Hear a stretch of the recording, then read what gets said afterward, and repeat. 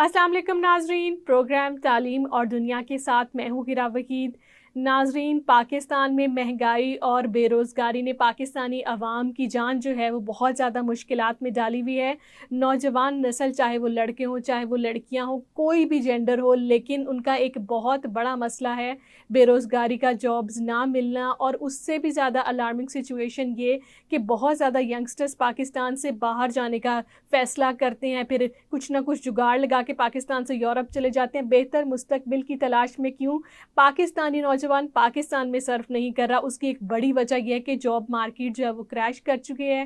Corona के बाद रोज़गार नहीं है, कंपनियां जो सरमायाकारी नहीं कर रही, इसलिए रोज़गार जो एम्प्लॉयमेंट के जो वसाइल हैं वो नहीं बढ़ रहे। इस वजह से लाखों लोग जो ग्रेजुएट करते हैं उनके पास करने को कुछ नहीं होता। गैलप का एक सर्वे आपको बताऊं, उसके मुताबिक 3 करोड़ लोग जो हैं कि वो सिर्फ और सिर्फ पंजाब में बेरोज़गार बैठे हुए हैं। लेकिन नाजरीन, जब भी हम बात करते हैं शहरों की, बात करते हैं हम लोग सिटी मेट्रोपॉलिटन सिटीज़ के यंगस्टर्स को फोकस कर लेते हैं कि वो क्या करेंगे। लेकिन अगर बात कीजिए गाँव की, देहातों की, वहाँ पे कस्बों में क्या सूरत हाल है, वो इससे भी ज़्यादा ऑब्वियसली अबतर होगी।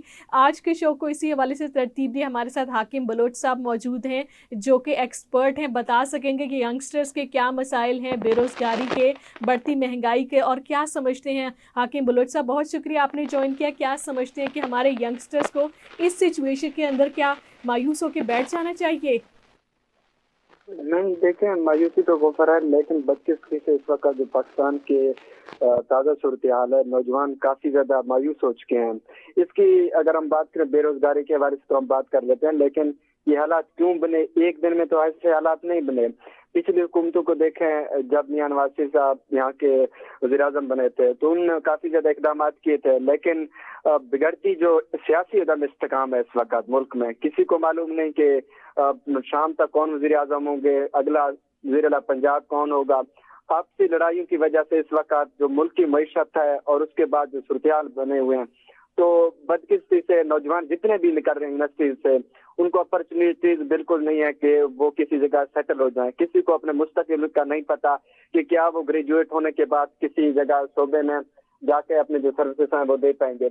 इसी वजह से जो गैलप सर्वे आप बता रही हैं, ये देखें काफी ज्यादा मायूस कुन है। पाकिस्तान के जो बड़े सिटीज में, कराची, लाहौर, रावलपिंडी, इस तरह के बड़े सिटीज में, वहाँ पर अगर नौजवान पढ़ रहे हैं, सरमाया लगा रहे हैं, किसी भी यूनिवर्सिटीज में वक्त दे रहे हैं, तो 4 साल पढ़ने के बाद अगर उनको अपॉर्चुनिटी ना हो कहीं पर सर्विसेज देने के हवाले से, तो ये काफी ज्यादा मायूस कुन बात है।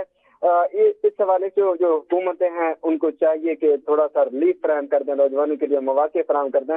गुज़श्ता कई सालों से जॉब जो अपॉर्चुनिटीज हैं वो गवर्नमेंट ने नौजवानों के सामने नहीं रखे, और इसके साथ साथ बाकी आप छोड़ें, बाकी जितने भी शोबे हैं, इस वक्त जो MBBS स्टूडेंट्स हैं वो भी अपने मुस्तकबिल के लिए काफी ज्यादा परेशान है कि अगर वो मेडिकल में जाने के बाद भी अपने मुस्तकबिल को सिक्योर और सेफ नहीं समझ सकते, तो आप अंदाजा लगाएं कि आम नौजवान जो SSC इस वक्त कर रहा है या यूनिवर्सिटीज में दाखिले के लिए ट्राई कर रहा है, तो वो किस सोच के तहत वो अपना जो तालीमी सरगर्मियां उसको जारी रखता है।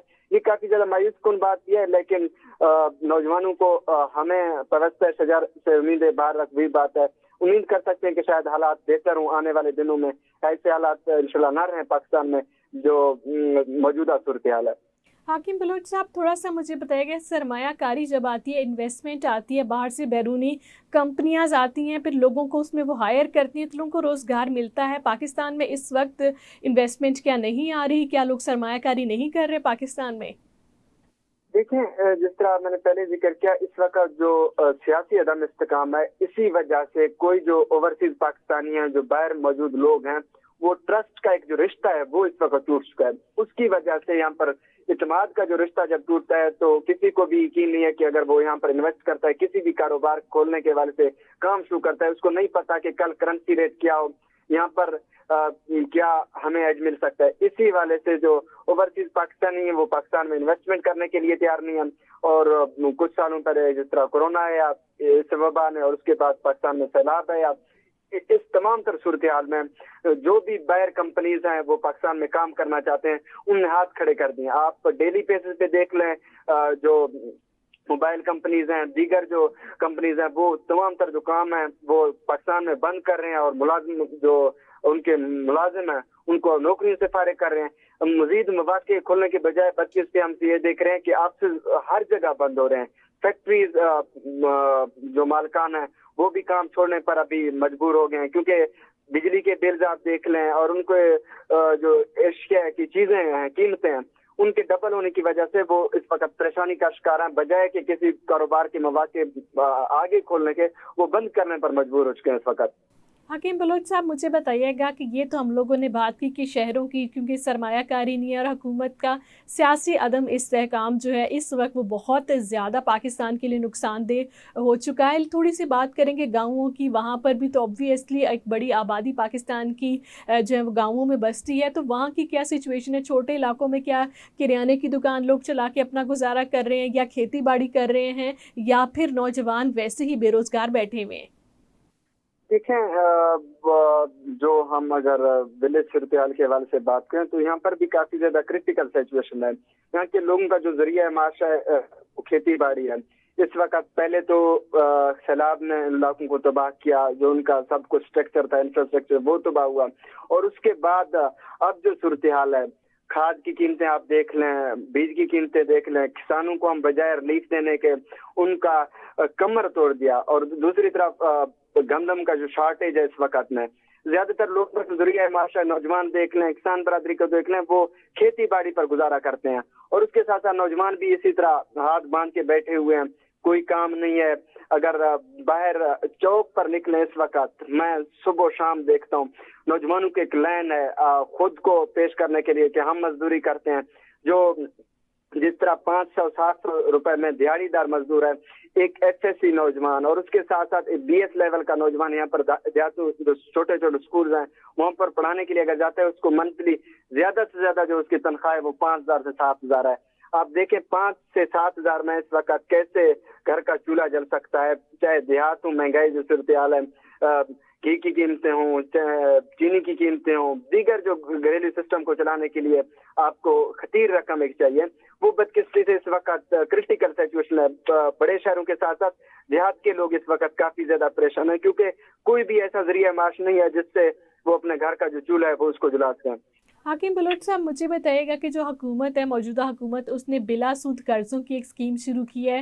نوجوانوں کو یوتھ پروگرام کہہ رہے ہیں کہ آپ ہم سے قرضہ لیں بلا سود اور اپنا کوئی کام شروع کریں, کوئی دکان شروع کریں, کوئی ورک شاپ بنا لے, کوئی آئی ٹی ہاؤس بنا لے, کچھ بھی نوجوانوں کا جہاں پر سوچ آتی ہے, جہاں پہ ان کا پوٹینشیل ہے اپنے کاروبار کو. آپ کیا سمجھتے ہیں اگر اس طرح سے شروع ہو جائیں لوگ, تو کیا اگلے 3 سے 5 سال میں کوئی بہتری آ سکے گی اس طرح کی اسکیمز کے ذریعے؟ دیکھیں, وہ چینی کہاوت ہے کہ مچھلیاں پکڑ کے نہ دو, مچھلیاں پکڑنا سکھاؤ. وہی بات اگر اس طرح کے انیشیٹوز ہوں حکومت پاکستان کی طرف سے, کافی زیادہ خوشائند بات ہے. تو نوجوان چھوٹے قرضے لے کر بلا سود اگر قرضے ہوں تو اگر ایک کاروبار کا آغاز کرتے ہیں, ظاہر سی بات ہے اس وقت جو بھی نوجوان کسی بھی یونیورسٹی سے نکل رہا ہے, کسی بھی ادارے سے نکل رہا ہے, تو گورنمنٹ سیکٹرز میں تو کوئی ایسی اپرچونیٹیز نہیں ہے کہ وہاں پر وہ اپنا سروسز دے سکیں.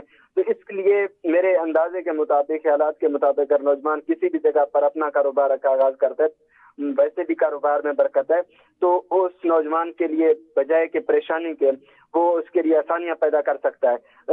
یہ کافی زیادہ ایک کرٹیکل سچویشن بھی ہے. اگر حکومت کی طرف سے ایسے اقدامات مزید کیے جاتے ہیں نوجوانوں کے لیے تو تھوڑا سا وہ ریلیف دے پائیں گے نوجوان کے جو اس وقت ایک ذہنی پریشانی کا شکار ہیں.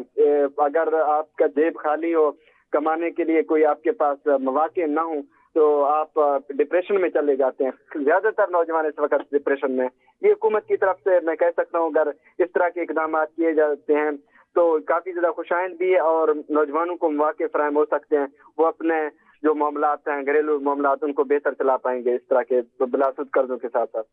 بہت شکریہ ویورز, یہ تھے ہمارے ایکسپرٹ جنہوں نے یہ ایک بڑی اہم بات بتائی کہ پاکستانی نوجوان اس وقت ڈپریشن کا شکار ہیں کیونکہ آگے بڑھنے کے کوئی مواقع نہیں, اور آگے بڑھنے سے میری مراد یہ ہے کہ پروموشن نہیں, روزگار ہی نہیں ہے، جب ان امپلائمنٹ یعنی کہ بے روزگاری ہوگی، کوئی کسی کو اپنا مستقبل نہیں نظر آئے گا، تو ظاہر سی بات ہے نوجوان ینگسٹرز جو کہ بہت زیادہ محنت کر کے ڈگریاں لیتے ہیں تو وہ obviously مایوس ہی ہوں گے. لیکن یہاں پر بنیادی ذمہ داری بنتی ہے حکومت کی کہ وہ مزید لوگوں کو، ینگسٹرز کو ریلیف دے، خاطر خواہ اقدامات کرے کہ باہر سے پاکستان میں سرمایہ کاری آئے، پاکستان سے باہر لوگ پاکستان آ کے ٹیکسٹائل سیکٹر میں انویسٹمنٹ کریں، آئی ٹی سیکٹر کے اندر کمپنیاں لگائیں، تاکہ لوگ جو کہ گریجویٹ لاکھوں میں کر رہے ہیں وہ کسی نہ کسی کمپنی میں ایڈجسٹ ہو سکیں. لیکن میں اس کے ساتھ ساتھ بے روزگاری کے ساتھ ساتھ پاکستان کا ایک بہت بڑا مسئلہ مہنگائی کا بھی ہے. پاکستانی روپیہ بتدریج تنزلی کا شکار ہونے کی وجہ سے لوگوں کو ہر چیز بہت زیادہ، اشیاء خوردنوش یعنی کہ کھانے پینے کی چیزیں جو ہیں وہ بہت مہنگی پڑی ہیں. پیٹرول مہنگا ہونے کی وجہ سے ہر چیز کے اوپر اثر پڑتا جا رہا ہے. تو حکومت وقت کی بنیادی ذمہ داری یہی بنتی ہے کہ وہ ان چیزوں کے اوپر کنٹرول کرے، نہ کہ جو ہے اپنے ہاتھ کھڑے کر دے اور پھر اس کا جو اثر ہے وہ ہماری نوجوان نسل کے اوپر ہوگا جو کہ آلریڈی بے روزگاری کا سامنا کر رہے ہیں. تعلیم اور دنیا سے مجھے دیجیے اجازت. اللہ حافظ.